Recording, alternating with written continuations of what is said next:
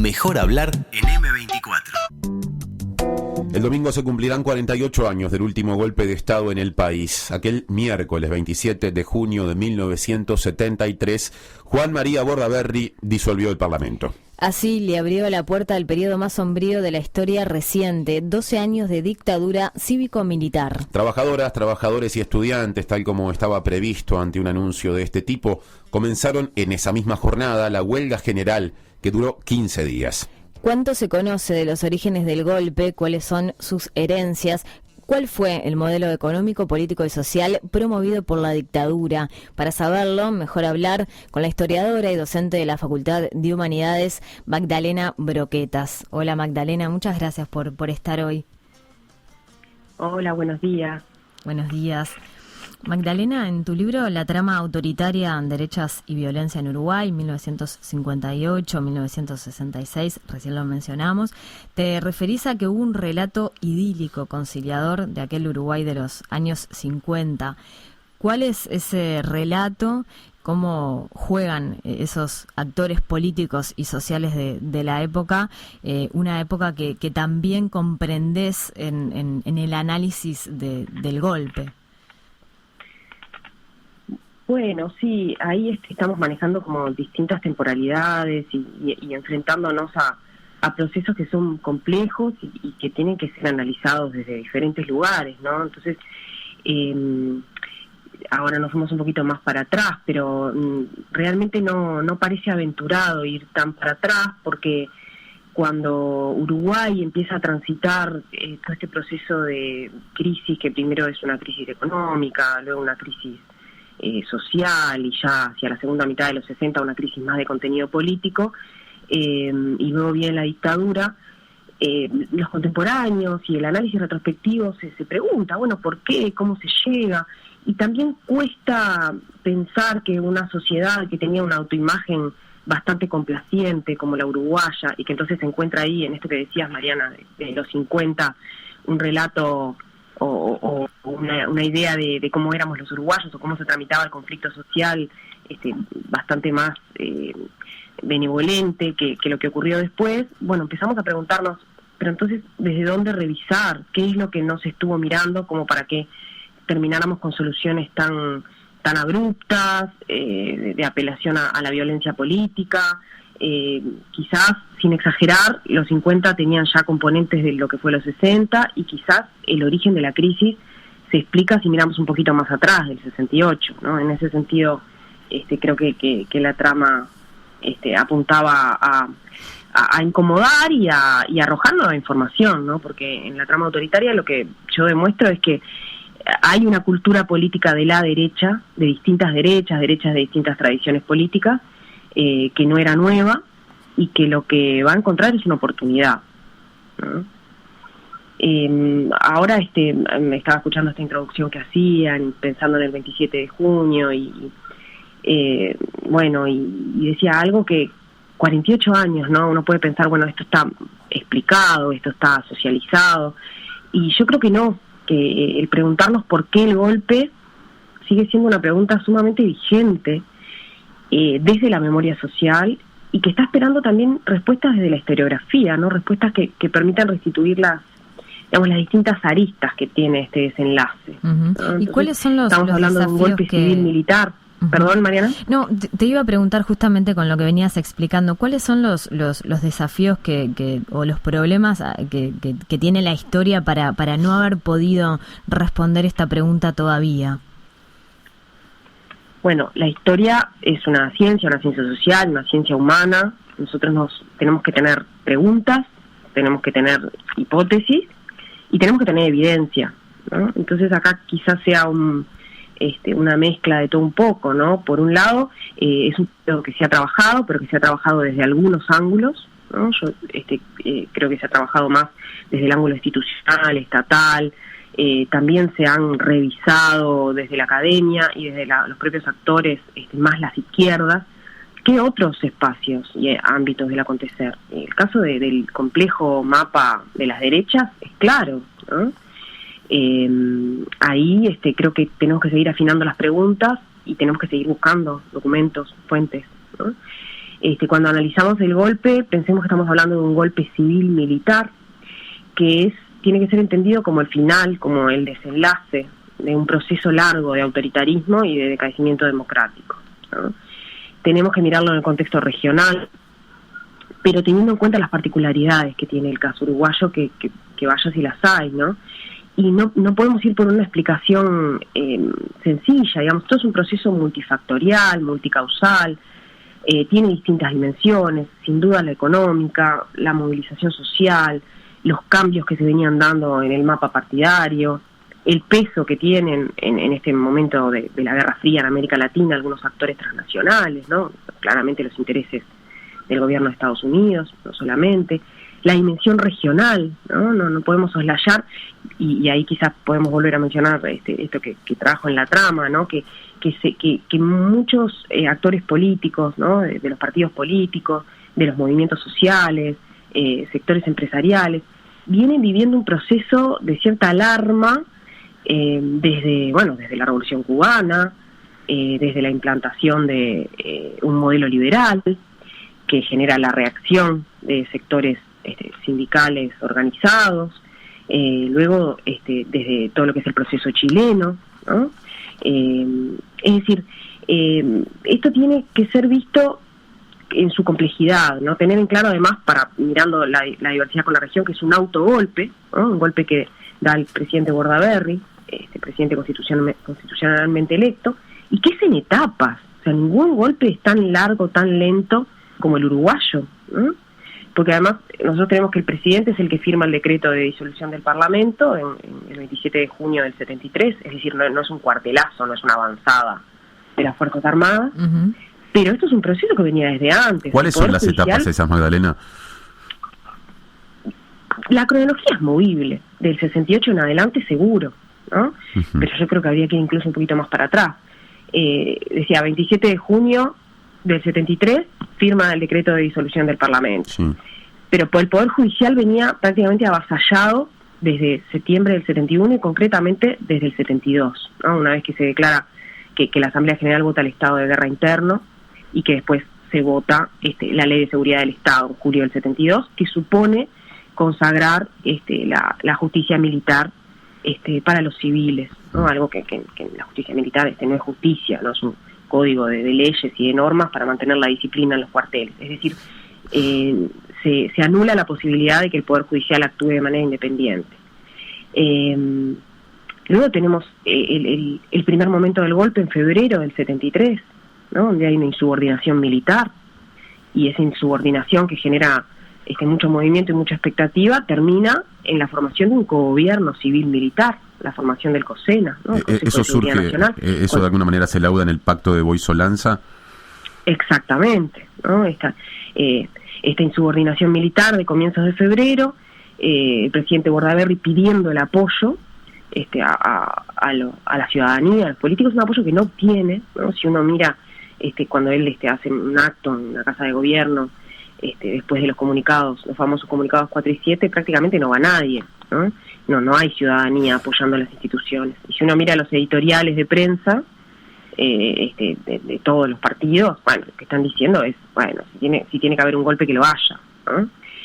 La izquierda está pidiendo la renuncia de Bordaberry porque no le reconoce la legitimidad, porque están en cuestión las elecciones, la izquierda frente amplista, pero también los sectores del partido wilsonista. Es decir, ¿y esto en qué termina? Termina en que Bordaberry, con este acuerdo en la base aérea de Boy-Solanza, instaura un organismo en el que los militares pasan a tener todavía más funciones en la arena política.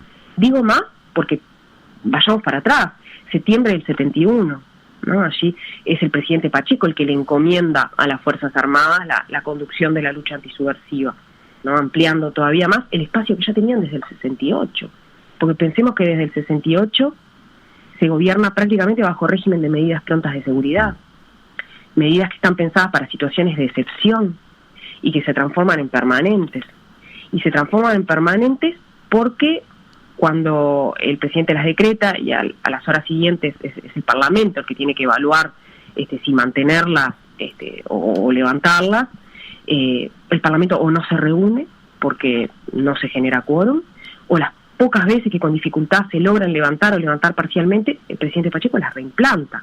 Entonces, del 68 al 73, en estos gobiernos colorados, ¿no?, del presidente Pacheco, luego de Bordaberry, no podemos hablar de un funcionamiento democrático, ¿no? Ahí me parece que es muy apropiada esta expresión que ha acuñado Álvaro Rico del camino democrático hacia el autoritarismo. Y se puede hablar de todos modos todavía de gobiernos constitucionales, porque a veces, sobre todo cuando se piensa en la figura de Bordaberry, se dice, para diferenciar los periodos, quizás saliendo del rigor historiográfico, por eso la pregunta a vos, bueno, el periodo constitucional, como si eso fuera hasta junio del 73, hasta el 27 de junio, y luego el periodo dictatorial. ¿Está bien eso? Bueno, en rigor lo que tenemos es un periodo de autoritarismo civil.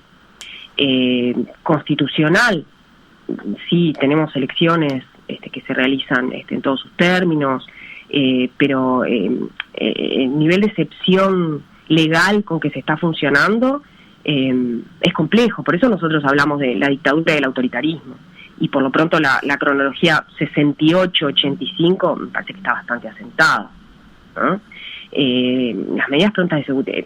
El presidente Pacheco asume el 6 de diciembre de 1967, al otro día, el 6 de diciembre, muere Gestido, y uno de los primeros decretos es un decreto de ilegalización de partidos y de organizaciones de izquierda, algo que era inédito, ¿no?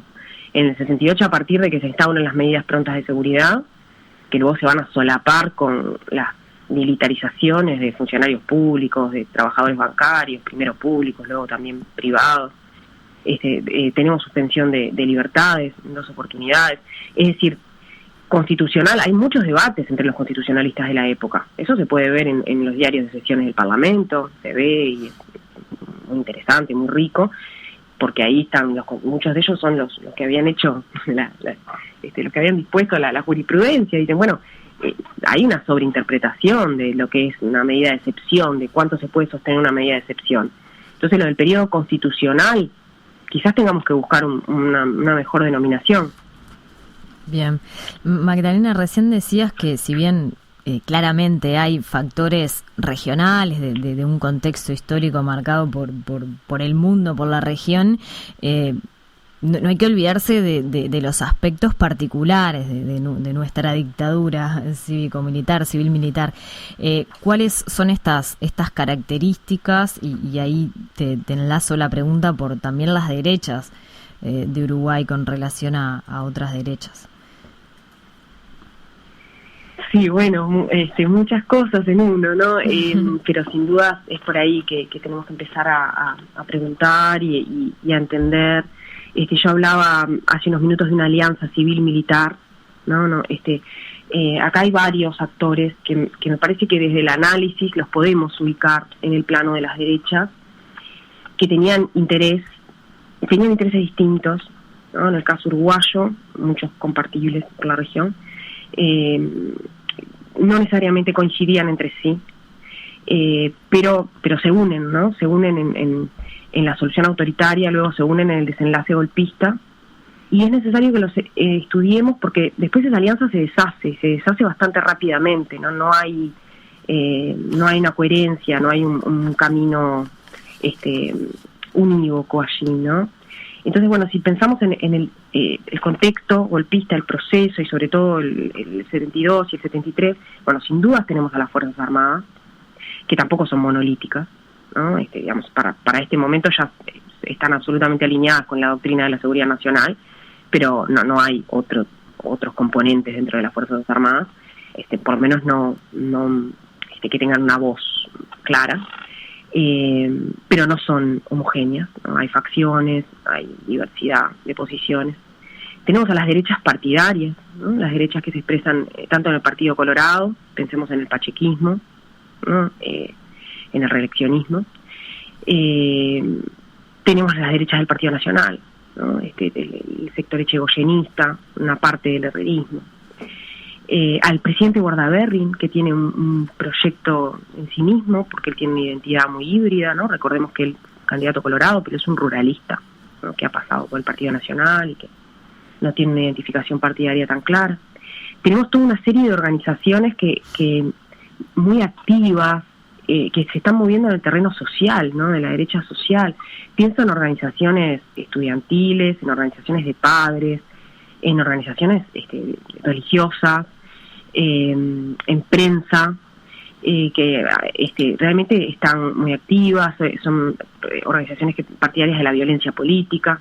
Tenemos violencia paraestatal, paramilitar. Tenemos los sectores representantes del capital financiero y de las patronales, ¿no? Las asociaciones patronales. Ahí, digamos, la diversidad de intereses es plural. ¿Y en qué coinciden? Bueno, en que hay que poner un freno, para algunos eliminar a la izquierda política y al sindicalismo clasista, ¿no? Pero más allá de eso, los proyectos van a ser diferentes, ¿no? Para algunos, Bordaberry tenía un proyecto mucho más radical, ¿no? Bordaberry creía que lo que había fallado era el sistema de partidos y la democracia liberal, y que el golpe no era un simple ajuste, que el golpe era para hacer tabla rasa y cambiar la forma de funcionamiento del Estado y de la sociedad. Acá hay todo un proyecto de regeneración societal. Los militares no, a pesar de que, reitero, hay una gran diversidad en sus, no sé si gran, pero por lo menos hay diversidad en su interior. Los militares no querían a la izquierda partidaria, pero creían que lo que había ocurrido en los partidos tradicionales eran desviaciones puntuales, cuestiones que se podían corregir. Hay también acá un grupo de tecnócratas que está apostando a poder implantar un modelo económico, ¿no? Pienso, encabezando la figura de los tecnócratas, en alguien que tiene mucha importancia y mucha visibilidad en el primer periodo de la dictadura, como Bey Villegas, a implantar finalmente un modelo liberal sin la resistencia sindical y sin la resistencia de la izquierda, ¿no? Algo que, por eso digo, vamos más para atrás. Estos intentos arrancan a principios de los 60 y realmente generan mucha resistencia, porque Uruguay es un país que para ese momento tiene un sindicalismo muy organizado, concertado, con capacidad de vetar, de presionar, y así fueron los 60, ¿no? Entonces, aplicar un plan de desarrollo liberal que cambie las reglas de juego finalmente. Hay incluso otras propuestas, hay algunos sectores del Partido Colorado que plantean una democracia de tipo corporativa, con algunos cambios en las cámaras, es decir, una alianza muy heterogénea, y están estas organizaciones, ¿no? Que han estado muy activas, como la JUP, ¿no? Tan compleja, porque la JUP es muchas cosas a la vez, o los sectores del catolicismo integrista, que habían reaccionado contra todo lo que eran los cambios en el mundo católico. ¿Por qué decís que la JUP es muchas cosas a la vez? ¿Cómo? ¿Por qué la afirmación de que la JUP es muchas cosas a la vez, tomando textualmente lo que dijiste? Porque la JUP, a la JUP le hemos prestado poca atención. Hace el año pasado, el anterior, se publicó el libro de un colega, un historiador, de Gabriel Bukeli, que empieza a analizar un poco más esta organización. En la memoria izquierdista, la JUP es, comillas, ¿no? una banda fascista, en grupos violentistas que entraban a los liceos o que hacían atentados. En la memoria de muchas personas que se acercaron a la JUP, era una organización conservadora que le respondía a toda la movida cultural de las izquierdas, ¿no? Y que quería una universidad alternativa a la Universidad del Interior, a la Universidad de la República en el interior. Lo ha estudiado muy bien María Eugenia Jung, otra historiadora. Y la JUP es varias cosas a la vez. La JUP, fundada en octubre del 70, es un movimiento de masa que concitó la adhesión con distinto grado de compromiso de muchos sectores de la sociedad, que tuvo mucho arraigo en varias localidades del interior, que hizo movidas culturales, que ocupó liceos para disputar el espacio tan fuerte, ¿no? El conflicto de la enseñanza en el interior, pero también tiene un núcleo que podemos llamar fascistoide adentro, y también está absolutamente involucrada con lo que es la violencia paramilitar y parapolicial. Y por lo que hemos sabido de los documentos desclasificados del gobierno de Estados Unidos, tiene una pata directa en los escuadrones de la muerte. Uh-huh. Por eso digo que la JUP es compleja, es muchas cosas a la vez, no ha cultivado una memoria propia.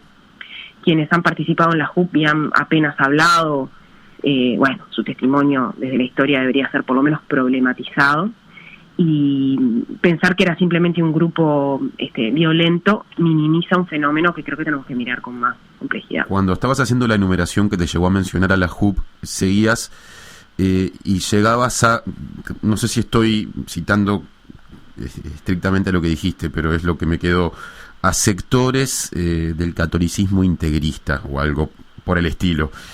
¿A qué te referís ahí? Bueno, acá tenemos que pensar que los 60 en América Latina son un sismo para el cristianismo, no solo el catolicismo, también para el protestantismo. Digamos, este sacudón de raíz que viven las izquierdas estudiantiles, partidarias, los sectores que optan por la vía armada, ¿no? Las organizaciones de izquierda armada, también llega al catolicismo, ¿no? Digamos, el catolicismo está revisando a nivel de su doctrina y de su jerarquía, sus postulados, y hay quienes entienden, adhieren a lo que luego va a ser la teología de la liberación, la idea de el compromiso de los cristianos con los menos favorecidos. También se puede expresar en distintas formas de lucha, incluido la violencia revolucionaria, pero sin ir tan lejos, lo que está pasando también es que muchos militantes jóvenes católicos son los que van a estar activos y apoyando muchas veces las luchas sindicales o las luchas estudiantiles con nuevas formas de expresar, ¿no?, la protesta. Vamos a tener la existencia de estos curas obreros, ¿no?, muy identificados con estas nuevas formas de lucha y de protesta, y esto va a generar una reacción muy fuerte en los sectores más conservadores cristianos, ¿no? En el caso uruguayo, y ahí es una particularidad, no tenemos una institución, una iglesia católica o iglesias protestantes comprometidas con las soluciones autoritarias, como ocurrió claramente en el caso argentino, ¿no?, que también hubo otros sectores, pero que fue más masivo. En el caso uruguayo está bastante más difuso, pero hay parte de las jerarquías eclesiásticas que se identifican con la JUP, apoyan las soluciones autoritarias, y existen organizaciones activas. Pienso en Tradición, Familia y Propiedad, que es una organización muy pequeña, que se funda en el 67, la filial uruguaya de Tradición, Familia y Propiedad, pero que es muy activa, tiene una gran movida cultural, publicaciones, actos, volantes. La propia JUP tiene un discurso de apelación religioso, ¿no?, de los valores cristianos, y de estigmatizar todo lo que está haciendo una subversión del orden político, pero sobre todo también una subversión de lo social, de lo moral, de los principios sobre los que descansa una organización social deseable, ¿no? Entonces, por ese lado decía que hay un sismo, y que también, a pesar de nuestro fuerte signo laico, en Uruguay los cambios que se están dando en el mundo religioso inciden para ambos lados, ¿no? Tanto en el sector de las izquierdas, muchos jóvenes que se integran a las organizaciones armadas vienen de las comunidades de base cristiana, o que se integran a la militancia estudiantil que adquiere, características más violentas, vienen de la militancia cristiana, y lo que decía de los propios curas y pastores, ¿no? Esos sectores de la sociedad civil conservadores, ¿no?, organizaciones, quiero decir, Tradición, Familia y Propiedad o la Juventud Uruguaya de Pie, ¿tenían vínculos con las alas conservadoras de los partidos tradicionales o jugaban en otro ámbito?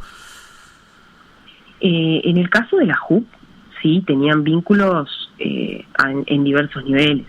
Es una organización, a veces dicen una organización apolítica, no es una organización apolítica, es una organización profundamente política, que no es partidaria, es una organización que, como digo, se mueve en el terreno social, tampoco es estrictamente una organización juvenil, y sí, contaba con el apoyo, con la simpatía, muchas veces con el apoyo logístico, de políticos del Partido Nacional, del Partido Colorado, sí. De los dos partidos, no de uno en particular. No, porque acá la línea divisoria no es entre un partido u otro, ¿no? Acá tenemos, acá ustedes tienen presente lo complejo que es el bipartidismo histórico, que bueno, que justamente un actor que no nombramos, si había percepción de amenaza por los sindicatos, por la movilización estudiantil, por las organizaciones armadas, bueno, a comienzos del 71 se forma el primer frente programático y electoral de izquierda que pone en jaque, a pesar de que la votación de noviembre del 71 es del 18%, pero pone en jaque el bipartidismo histórico. Un bipartidismo que hace que tengamos subpartidos dentro de los dos lemas tradicionales, Partido Nacional, Partido Colorado. Subpartidos que a veces tienen diferencias ideológicas muy profundas entre sí, pero que por la ley de lema votan juntos, por lo tanto a la larga terminan arrimando votos a los candidatos mayoritarios.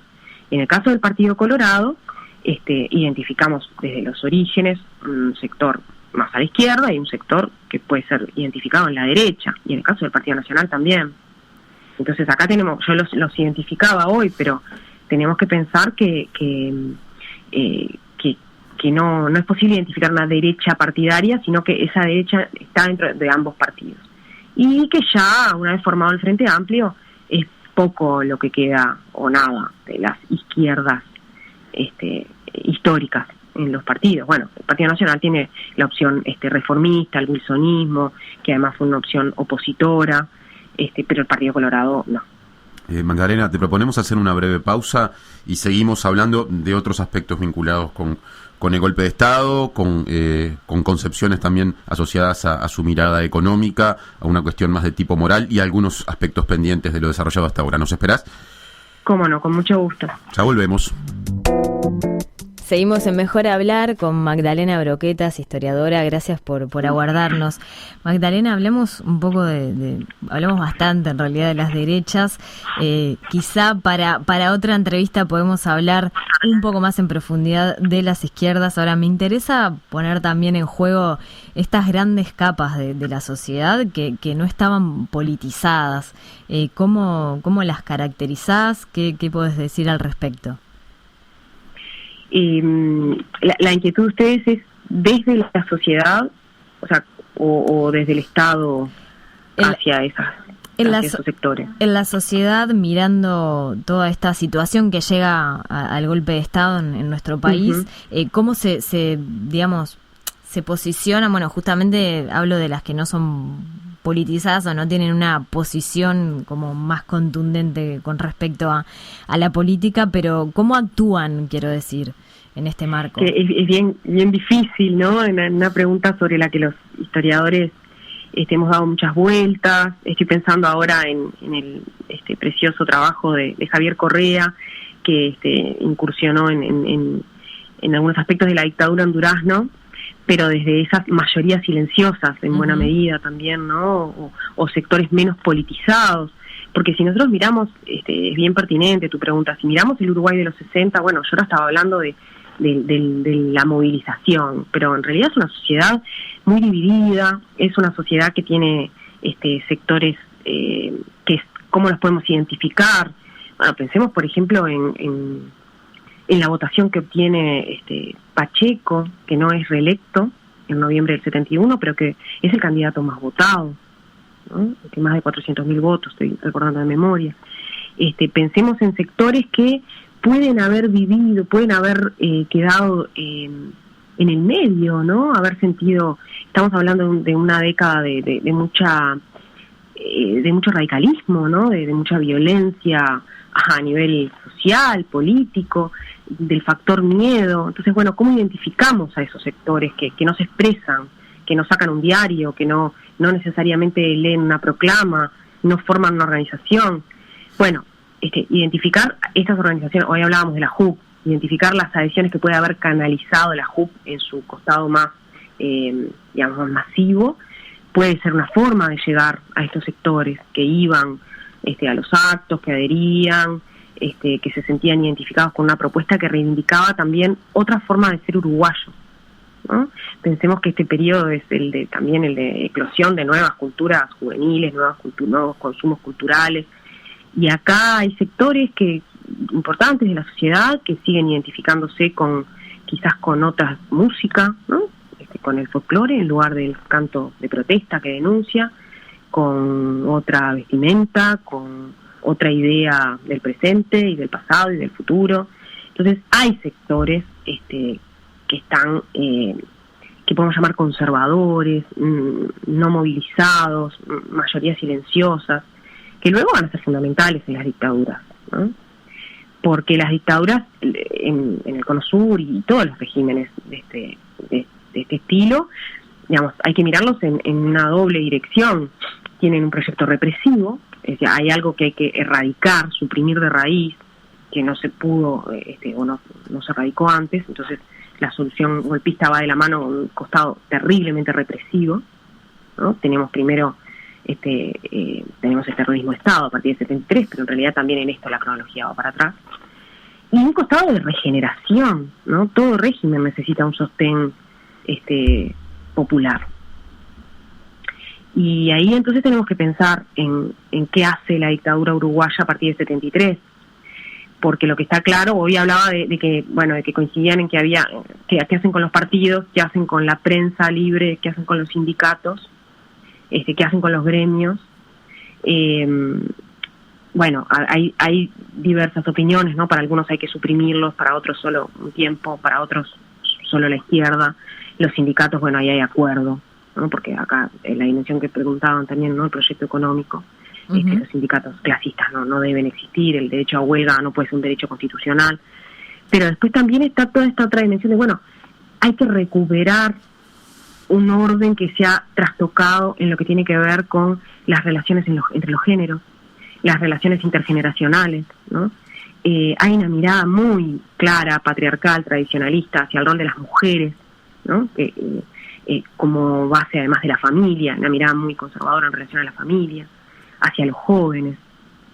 Y por eso es que es tan importante, ¿no? Desactivar estos sectores que se han politizado, sectores juveniles, sectores que no tenían una politización tan fuerte previa, como restaurar la casa y el orden social y moral. Bien.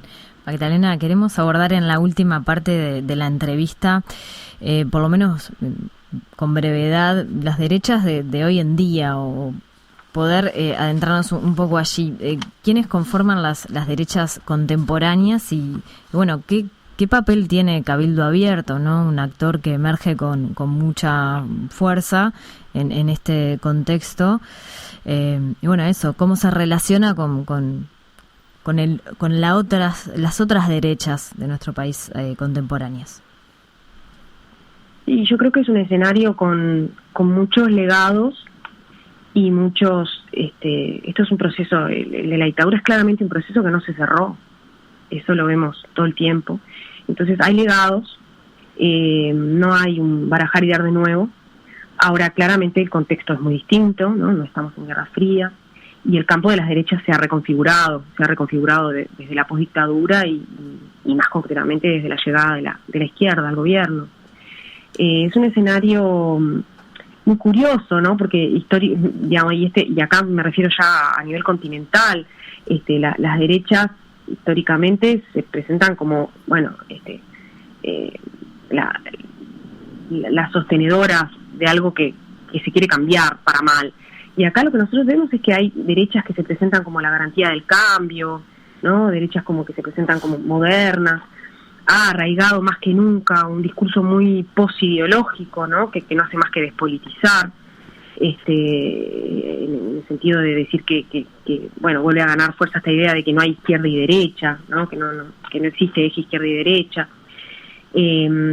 Y acá, volvemos a encontrar las derechas partidarias en el Partido Colorado, en el Partido Nacional, encontramos algunos intentos previos de concertación, volvió a haber una fuerte derecha con presencia social, también con componentes muy imbricada con algunos movimientos de tipo religiosos. Y en el caso de Cabildo, Cabildo es una respuesta local a la izquierda en el gobierno desde los primeros años del siglo XXI, ¿no? Desde 2005. Es posible detectar fenómenos similares en otros países latinoamericanos en los que triunfaron gobiernos de izquierda y de centro izquierda, con proyectos más o menos reformistas, ¿no? Lo podemos ver que además gobiernos que compartieron alianzas, ¿no? Pensemos en Chávez, en Lula, en los Kirchner, en Evo Morales, en Rafael Correa y en el Frente Amplio en Uruguay. Son gobiernos que tuvieron dos particularidades. Por un lado, durante sus mandatos, no siempre por agencia de los gobiernos, pero se concretaron avances en la agenda de nuevos derechos, ¿no? Y por otro lado se abrieron algunas grietas en lo que es la cultura de impunidad en relación a lo que eran los crímenes de lesa humanidad, ¿no? que se habían cometido durante la dictadura en los años previos. El tema volvió a la agenda pública durante los gobiernos del Frente Amplio, ¿no? Esto es muy distinto a lo que había ocurrido en los 90, ¿no? Que había que mirar para adelante, que había que dar vuelta a la página. Acá volvió a hablarse, se empezó a resquebrajar la impunidad, estuvo presente la posibilidad de revisar textos de historia, volvió a estar presente en la memoria social. Entonces ahí es que hay que ver el surgimiento de Cabildo, ¿no? Cabildo no se presenta como un partido de restauración dictatorial, digamos, se inserta en el juego democrático, busca el voto ciudadano. Es una gran novedad histórica, la derecha nunca había tenido un partido propio, este es un partido de derecha. Y bueno, pero es un partido que tiene un fuerte componente militar, entre sus ideólogos, sus adherentes, su líder, representa intereses militares, ¿no? Que se venían organizando por lo menos desde hace una década, por lo menos desde 2009, 2010, y organizando por esto que estábamos hablando hasta ahora. Bien, Magdalena, quiero detenerme allí porque yo te escuché el año pasado en La Letra Chica en TV Ciudad y me quedó picando algo que dijiste en ese programa. Dijiste que Cabildo Abierto no se podía explicar solo como un partido militar, más allá que represente los intereses corporativos, dijiste, de los militares y que tenga ideólogos militares. ¿Por qué no entonces se puede clasificar de esta manera? Yo creo que yo identificaría a Cabildo más cercano al nacionalismo. Y al nacionalismo, no me refiero al nacionalismo partidario, sino al nacionalismo ideológico y al nacionalismo a la uruguaya. Yo hasta ahora estaba delineando todos estos rasgos que hacen de Cabildo un partido con un fuerte componente militar. Pero allí han convergido actores sociales que no son militares. Hay un discurso que trasciende los intereses o la voz militar, ¿no? Es decir, sí, por un lado tenemos este componente, ¿no? Sus impulsores, cómo está integrado, la mirada complaciente hacia la dictadura y hacia contextos en donde rige la tortura, en donde se ha hablado de desviaciones puntuales, o sea, hay una mirada complaciente y reivindicatoria y alabatoria. Pero también tenemos, y se ve en su representación parlamentaria, sujetos que vienen desde otras filas, ¿no? Desde incluso muchos que no tenían militancia previa. Hay todo un componente que tiene que ver de vuelta, ¿no? con regenerar, ¿no?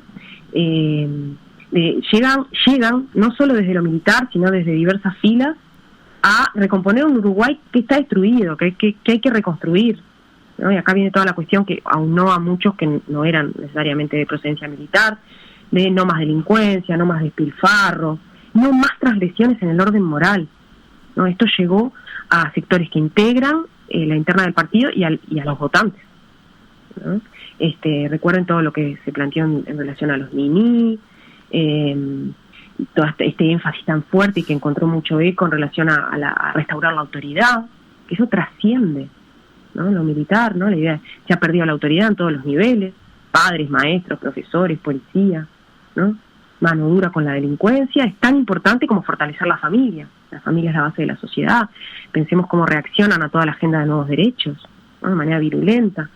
Entonces, Cabildo le huye a la etiqueta de partido militar, le huye a la etiqueta de derecha, como la mayoría de las derechas, y se identifica como nacionalista, ¿no? En algún sentido, cuando yo digo que son nacionalistas, le estoy reponiendo o le estoy avalando la autoimagen.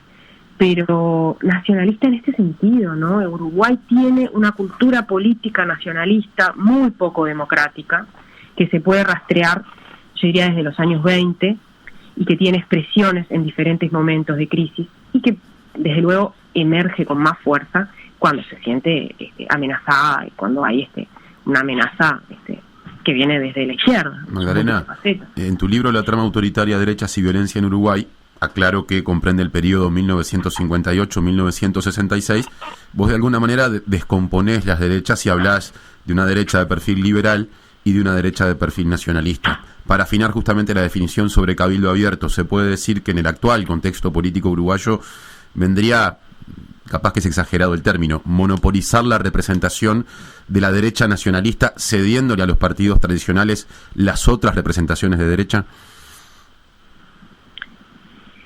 Sí, hay que ser cautos, ¿no? Porque ese nacionalismo del que yo estoy hablando es un nacionalismo antisistema muchas veces, ¿no? Cabildo no es antisistema, pero tiene todo el imaginario, el discurso y el tipo de relacionamiento pragmático, cuando no es antisistema, que tienen los nacionalistas.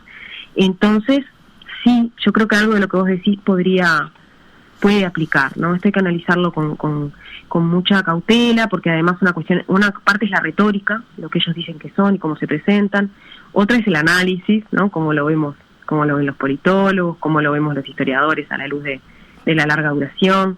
Acá la gran novedad es que son un partido, pero hay muchos elementos de esa cultura nacionalista en sus definiciones y en la, digamos, en la apuesta, ¿no? Acá y el nacionalismo en los términos más actuales, ¿no? Pues este nacionalismo en la primera mitad del siglo XX es mucho más elitista, mucho más a partir de la emergencia del ruralismo, que es la gran manifestación, el ruralismo de Nardone, la gran manifestación nacionalista de masas, ¿no? La primera derecha popular cambia un poco las reglas de juego. ¿Pero por qué? Porque también el electorado es cada vez más masivo y porque en el caso uruguayo sobre todo, los sindicatos son tan fuertes y empiezan a llegar incluso a los sectores rurales. Entonces son respuestas, ¿no? Digamos, lo oriental, lo uruguayo, la regeneración, la autoridad, son cuestiones que hay que ver en contexto, pero que están apuntando a una disputa que es que es general, que es para llegar a los resortes del Estado, marcar agenda política, pero también apelan a cambios mucho más profundos, ¿no? Que tienen que ver con, qué es ser uruguayo, o cómo se posicionan los uruguayos hoy día en un mundo global y con tanto interés transnacional. Magdalena Broquetas, historiadora, docente de la UDELAR, muchísimas gracias por estar con nosotros el día de hoy. No, al contrario, muchas gracias a ustedes por la invitación y bueno, estamos en contacto. Hasta la próxima. Chao, chao. Chao, chao. 97.9 FM Montevideo. 102.5 FM Maldonado.